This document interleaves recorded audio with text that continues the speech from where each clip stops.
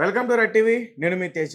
ఆ శుభమాస్తు అంటూ అఘోరి పెళ్లి చేసుకుంటే మీ అందరి గోలేంటి నాకు అర్థం కావట్లేదు. సో రీసెంట్ గా అఘోరి పెళ్లి చేసుకుంది వర్షిణి అని ఒక అమ్మాయిని. వాళ్ళిద్దరు ప్రేమించుకున్నారు, పెళ్లి చేసుకున్నారు. తప్పేంటి? సో దానికి సంబంధించిన వీడియో బయట బాగా వైరల్ అవుతుంది. ఎంత చక్కగా ఇద్దరు చీరలు కట్టుకుని అక్కడ వేద మంత్రాలతో ఇద్దరు ఒకటయ్యారు. దాన్ని చూసి మన అందరం కూడా ఆనందపడాలి. కానీ ఎందుకు మనందరం వాళ్ళని ట్రోల్ చేసే ప్రయత్నం చేస్తాం? సరే, అఘోరికి సంబంధించిన శుభలేఖ ఒకసారి మనం దాని గురించి కూడా మాట్లాడుకుందాం. సాధారణంగా శుభలేఖలో ఏం రాస్తారంటే శ్రీరస్తు, శుభమస్తు, అవిఘ్నమస్తు అంటూ కూడా వస్తుంది. కానీ ఇక్కడ మాత్రం శ్రీరస్తు, అశుభమస్తు, అవిఘ్నమస్తు. ఎందుకంటే ఈ పెళ్లి అలాంటిది కాబట్టి. సో నార్మల్ గా వరుడు ఎవరు లేకపోతే వధువు ఎవరు అనేది ఉంటుంది శుభలేఖ. ఇక్కడ వరుడా లేకపోతే వధువు అనేది మనకు తెలియదు. కాకపోతే ఎవరన్నా వరుడికి సంబంధించి లేకపోతే వధువుకి సంబంధించి ఎవరైనా చనిపోతే పక్కన లేటు అని పెడతారు వాళ్ళ పేరు రాసి. ఇక్కడ మన అఘోరి గారికి అది లేదు కాబట్టి అది లేటు అని పెట్టుకోవాలి మనం. సరే, అందరికి అర్థం కావడం కోసం అది లేదు అని డైరెక్ట్ గా పెట్టు. ఇంకా వధువు మనందరికీ తెలిసిందే, వర్షిణి బీటెక్ స్టూడెంట్. సో ఆమె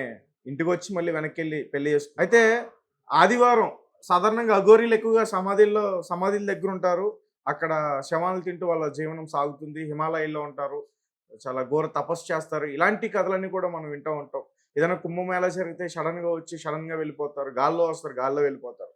ఇలాంటివన్నీ కూడా మనం వింటూ ఉంటాం. కానీ అఘోరి మాత్రం కారులోనే తిరుగుతుంది. ఆమెకు చాలా మంత్రాలు వచ్చు. అంటే అప్డేటెడ్ అఘోరి అని చెప్పుకోవచ్చు. సో ఈమె జర్నీ ఎక్కడ స్టార్ట్ అయింది, ఎలా స్టార్ట్ అయిందో కూడా చెప్పే ప్రయత్నం చేస్తాం. ఒకసారి పెళ్లి ముహూర్తం గురించి మాట్లాడదాం. సారీ, ముహూర్తంగా దుర్ముహూర్తం. ఆదివారం అమావాస్య నాడు అర్ధరాత్రికి 12 గంటలకి వెళ్ళి పెళ్లి జరిగిందని చెప్పేసి అంటున్నారు. మరి అది నిజమో అబద్ధం అయితే నాకు తెలియదు. సో సాధారణంగా ఇలాంటి అశుభమైన కార్యాలన్నీ కూడా అదే రోజు అదే టైంకి జరుగుతాయి. అమావాస్య రోజునే జరుగుతాయి. ఎవరు కూడా అమావాస్య రోజున ఎక్కువ కూడా ఏది పని తలబెట్టు. సో ఇది అశుభం కాబట్టి ఆ రోజు తలబెట్టారని మనకు క్లియర్ గా అర్థం అవుతుంది. ఇకపోతే విందు, శుభలేఖలో కూడా విందుకు సంబంధించిన డీటెయిల్స్ అన్ని కూడా మనం రాసుకుంటూ ఉంటారు. హిందూ సాంప్రదాయ పెళ్లి ప్రకారం ఎవరైనా ఆ శుభలేఖ గురించి తెలిస్తే అర్థం అవుతుంది. సో మరి అఘోరి పెళ్లికి మరి భోజనాలు ఏం పెడతారు, దాని గురించి కూడా మాట్లాడుకోవాలి కదా. ఎందుకంటే ఈ భోజనాల గురించి ఎందుకు మాట్లాడుతున్నా అంటే చాలా ఇంటర్వ్యూస్ లో అఘోరి మాత మీరు మరి మీ ఆహారం ఏంటి, మీరు ఎలా తింటారు అని అడిగితే నేను మనిషి శవాన్ని తింటానని, కాబట్టి అందుకే దీని గురించి మాట్లాడుతున్నా. మరి ఏమన్నా మరి శవాన్ని తీసుకొచ్చి అక్కడైనా వాటిని ఫ్రై చేసి, లేదంటే పుర్రెలతో పులిసి అన్న పెట్టి, లేదంటే ఏదైనా కుక్కతో బిర్యానీ చేయించి, ఇవన్నీ కూడా ఆ సమాధుల దగ్గర ఘనంగా భోజనాలు ఏర్పాటు చేస్తున్నారేమో అని నాకు డౌట్ వచ్చింది. ఒకవేళ అదే జరిగితే గనక ఖచ్చితంగా మనందరం కూడా వెళ్ళాలి. వాళ్ళు మన ఆశీర్వాదం ఆమెకి ఇవ్వాలి. చక్కగా ఇద్దరు పిల్ల పాపలు క్షమించాలి, జరగని పని. అంటే సాధారణంగా ఈ రకంగానే అందరూ కూడా దీవిస్తారు. నేను కూడా ఫ్లోలో అదే అనేసి. మరి ఇంకా పెళ్లి అయిపోయిన తర్వాత మూడో రోజు రెండో రోజు కార్యక్రమం ఉంటుంది. ఎక్కడికో హనీమూన్ అని చెప్పేసి అలా వెళ్తా ఉంటారు. మరి అఘోరి ఎక్కడ చేసుకుంటుంది అది కూడా ఏమన్నా శుభలేఖలో రాయరు, నేను మామూలుగా చెప్తున్నా. మరి ఖచ్చితంగా అది కూడా అమావాస్య రోజే సమాధుల మధ్య జరిగే ఛాన్స్ అయితే ఉంది. సో మీడియా వాళ్ళు కూడా దాన్ని కవర్ చేయాలని చెప్పేసి నేను డిమాండ్ చేస్తున్నా. ఎందుకంటే తెలియాలి ప్రజలకి, అఘోరి సంబంధించిన రహస్యాలు తెలియాలంటూ ఇన్ని రోజులు చాలా వెంటపడ్డాం కాబట్టి అఘోరికి సంబంధించిన ఈ రహస్యం కూడా సమాధుల మధ్య మరి ఎలా ఏం చేస్తుంది, ఏం జరుగుతున్న రహస్యం కూడా మనకి తెలియాలి. ఇవన్నీ కూడా ఎందుకు ఇంత కామెడీగా, ఇంత ఫన్నీగా ఎందుకు చెప్తున్నానంటే ఆమె అసలు నిజమైన అఘోరి కాదు, ఆమె ఫేక్ అఘోరి. సో దాని గురించి చెప్పడానికే ఇంత కామెడీగా నేను చెప్తున్నాను. ఎందుకంటే సాధారణంగా అఘోరీలు ఎవరు కూడా ఎప్పుడో ఒకసారి బయటకు వస్తారు. ఈ అఘోరి మాత్రం ఎప్పుడు బయట ఉంటుంది పబ్లిసిటీ కోసం. పబ్లిసిటీ అంటే అసలు మామూలు పిచ్చగా. ఎక్కడైనా కెమెరా పెడితే చాలు వెంటనే కార్ ఎక్కేస్తుంది, లిప్స్టిక్ వేస్తుంది, పాండ్స్ పౌడర్ పూసేస్తుంది, కెమెరా ముందుకు వచ్చి నిలబడుతుంది. మళ్ళీ ఏమైనా క్లిప్స్ చూస్తే మీకు అర్థం అవుతుంది వీడియోలు నన్ను తీస్తున్నారా లేదా. ఇక్కడ మాట్లాడుతూ ఉంటుంది, చూపు మాత్రం కెమెరా దగ్గర ఉంటుంది. వాళ్ళు నన్ను కవర్ చేస్తున్నారా లేదా అని చెప్పి పదే చెక్ చేసుకుంటారు. అయితే అఘోరికి సంబంధించి ఆ ఫేక్ అని చెప్పడానికి అఘోరి ఒక జర్నలిస్ట్ కి ఇంటర్వ్యూ ఇచ్చినప్పుడు ఒక మంత్రం కూడా చెప్పింది. సరే, నేను దాన్ని ప్లే చేసి మీకు వినిపించే ప్రయత్నం చేస్తాను. అది కూడా ఒకసారి వినండి. అఘోరి మంత్రాలు ఏమన్నా 100% అది రాని మేము ఇలా ఉన్నాం కదా. ఓకే, ఒక్కటి మా కోసం ఏదన్నా మంత్రం ఏదన్నా. ఓం క్రీం క్రూం కోం క్లీం బూం బూం కం క్రీం ఓం అఘోరి కాళి ద్రాయ పేతాయ పీతాయ ఓం పిశాచిని రాకి ఓం క్రీం. సూపర్. అట్లాగే నేను ఏమంటాను నీకు కాబట్టి నేను ఎక్స్ప్లెయిన్ చేస్తాను. నేను వేరే వాళ్ళకు నువ్వు చూపించు అది చూపించు నేను అడగట్లా. నేను ఎందుకంటే మహిమలు చూపించుకోవాలి ఇలాంటి కెమెరాల ముందు కాదు. ఏదో మహిమలు చూపిస్తుందంట, కెమెరాల ముందు మాత్రం చూపించదంట. అది కూడా నిజమేలే. కెమెరాల ముందు ఏమీ చూపించరు. కెమెరాల వెనకే మొత్తం నడుస్తూ ఉంటది. ఎందుకంటే 3 పెళ్ళిళ్ళు చేసుకుంది. ఆ కెమెరాల ముందు ఈ రీసెంట్‌గా వచ్చింది గానీ ఇంతకుముందు తెలీదు గదా!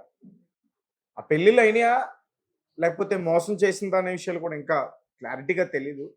పెళ్లి చేసుకుంటానని నమ్మించి మోసం చేసిందనైతే మాత్రం ఒక మహిళ బయటకు రావడం, ఒక ఆడియో సంబంధించి వైరల్ కావడం ఇదంతా కూడా మనం చూస్తున్నాం. సరే ఆ ఆడియో కూడా అది కూడా వినిపించే ప్రయత్నం చేస్తా. అచ్చుడితోనే అయితే నీకైతే తాళి కడతాను Radhi. Love you, love you, miss you, love you. నాతో నవ్వట్లేదమ్మా, చాలా పెయిన్గా ఉంది హార్ట్లో. నీకైతే ఎప్పుడు నేను ఈ ప్రేమనైతే నీ నుండి మా ఇద్దరం జీవితాంతం ఇలా కలిసిమెలిసి ఒకటే ఇంట్లో ఉండాలని నా కోరిక. ఆ కోరికను నువ్వు ఎంత దూరం తీసుకెళ్తావు అనేది your decision. But for ever never నువ్వు ఎప్పుడు నాకు డిఫరెంట్. ఇంకా అంటే ఇంకా అది నువ్వు వేరు, ఇంకా అందరు వేరు, నా బెస్ట్ వేరు, నువ్వు వేరు అంతే. నీ లెవర్ వేరు, ఇంకా అంతే. నీకు తాళి కట్టిన తర్వాత నీకే అర్థమవుతాయి నా ప్రేమ. సరే నా ముద్దుల పెళ్ళమా, నువ్వు ఎట్లా అంటే అట్లనే. నీకు ఎక్కువ కష్టపడకు, నీకు చూడు, నీకు అయినంత వరకే చూడు, నేను వద్దంటలే, ఓకేనా? అరే మాది, నేను మాట్లాడతాను, సాయంత్రం మాట్లాడతాను. నేను నిన్ను చాలా మిస్ అవుతున్నా రాధి, చాలా మిస్ అవుతున్నా, చాలా గుర్తుకొస్తున్నావు. బట్ ఏం చేస్తాం, కానీ నేను వచ్చుడితోనే అయితే నీకైతే తాళి కడతాను Radhi. Love you, love you, miss you, love you. నాతో నవ్వట్లేదమ్మా, చాలా పెయిన్గా ఉంది హార్ట్లో. నాతో నవ్వట్లేదు, చాలా పెయిన్‌గా ఉందంటే నేను ఎక్కడో అనుకున్నా. హార్ట్‌లో పెయిన్‌గా ఉందా? నీకైతే ఎప్పుడు నేను ఈ ప్రేమనైతే నీ నుండి మా ఇద్దరం జీవితాంతం ఇలా కలిసిమెలిసి ఒకటే ఇంట్లో ఉండాలని నా కోరిక. ఆ కోరికను నువ్వు ఎంత దూరం తీసుకెళ్తావు అనేది యువర్ డిసిజన్. కొన్ని ఇంటర్వ్యూస్‌లో అఘోరి అసలు కోరికలే ఉండవు నాకు. నిత్యం మేము శివుడిని పూజిస్తాం మేము. ఆయన్ని ఆరాధిస్తాం అంటూ చెప్పిన అఘోరి మరి ఈ ఆడియోలో యువర్ డిసిజన్. నీతో కలిసి ఉండాలని కోరిక అని చెప్పింది. నెవర్ నువ్వు ఎప్పుడు నాకు డిఫరెంట్, ఇంకా అంటే ఇంకా అది నువ్వు వేరు, ఇంకా అందరు వేరు, నా బెస్ట్ వేరు, నువ్వు వేరు అంతే. నీ లెవర్ వేరు, ఇంకా అంతే. నీకు తాళి కట్టిన తర్వాత నీకే అర్థమవుతాయి నా ప్రేమ. సో తాళి కట్టిన తర్వాత తన ప్రేమ ఏంటో చూపిస్తుందంట. ఇదే విషయం సేమ్ ఇప్పుడు వర్షినికి ఎట్లా అయితే మాయ చేసి మాయ మాటలు చెప్పి వర్షిని ఎలా వలలో వేసుకుని పెళ్లి చేసుకుందో, ఇంతకుముందు రాధి అనే ఒక మహిళను కూడా ఇదే విధంగా మాయ చేసి మాటలు చెప్పి మరి ఏం చూపించిందో తెలీదు, ఆమెను కూడా అట్లానే పెళ్లి చేసుకునే ప్రయత్నం అయితే చేసింది. పాపం ఆమె అదృష్టం బాగుంది, నిజానికి చాలా అదృష్టం ఉంది రాధి అనే మహిళకి నిజంగా. ఎందుకంటే పెళ్లి చేసుకోలేదు కాబట్టి. ఆమె అఘోరి యొక్క బండారాలన్నీ కూడా బయటపడ్డాయి కాబట్టి ఆమెకు అదృష్టం ఉందనుకునే మనం మాట్లాడుకోవాలి. సో మొత్తానికి ఆమె కూడా కేసు పెట్టింది, ఇతను మోసం చేశాడు, ఇతను ఈ రకంగా డబ్బులు గుంజుతున్నాడు, మంత్రాలు వచ్చు, నాకు తంత్రాలు వచ్చు అని చెప్పేసి లేనిపోని విషయాలన్నీ కూడా సృష్టించి చెప్పి పూజలు వచ్చి రాని మంత్రాలతో తంత్రాలతో చేసి మరి ఇట్ట అంటాడు. మరి విరూపాక్ష సినిమా ఏమైనా చూసి అందులో కాపీ కొట్టాడు ఏంటో నాకు తెలియట్లా. ఒకవేళ అదే కనుక జరిగితే వాళ్ళు కూడా కాపీ రైట్ చేస్తారేమో. ఎందుకంటే విరూపాక్ష సినిమాలో ఆ అబ్బాయి ఇట్లా ఇట్లా ఇట్లా అంటాడనమాట వేళ్ళతోటి, ఏదో మంత్రం చదువుతాడు. So same as it is అలాగే చేసి ఇందాడ మనం ఓం బూమ్ క్రీం గూగుల్ క్రోమ్ అనే మంత్రం ఇందాక ఒక జర్నలిస్ట్తో చెప్తుంది కదా. సో అలాంటి మంత్రాలు చెప్పి నేను నిజం అనుకున్నా. ఇప్పుడు అది కొంచెం స్లో మోషన్లో వింటే నాకు అర్థమైంది. అందులో గూగుల్ ఉంది, క్రోమ్ ఉంది, ప్లే స్టోర్ ఉంది, అన్నీ ఉన్నాయి ఆ మంత్రాల్లో. క్రీమ్ అంటే ఏ క్రీమ్? ఐస్ క్రీమా? సో ఈ రకంగా అఘోరి చాలా మోసాలు చేసింది, చాలా మందిని ఇబ్బంది పెట్టింది, పోలీస్ వ్యవస్థను తిట్టింది, ఆలయ వ్యవస్థను తిట్టింది, గుడిలో పూజారులను తిట్టింది, చాలా మత ఘర్షణలు కూడా సృష్టించే ప్రయత్నాలు కూడా చేసింది. ఎక్కడో దర్గా దగ్గర అనుకుంటా, వేములవాడ దర్గా దగ్గర కూడా చాలా హల్చల్ చేసింది. ఒక టెంపుల్ దగ్గర అయితే శ్రీకాళహస్తి సంథింగ్ ఆ టెంపుల్ దగ్గర పెట్రోల్ పోసుకుని నేను చనిపోతున్నా, ఆత్మహత్య చేసుకుంటాను కూడా భయపెట్టింది.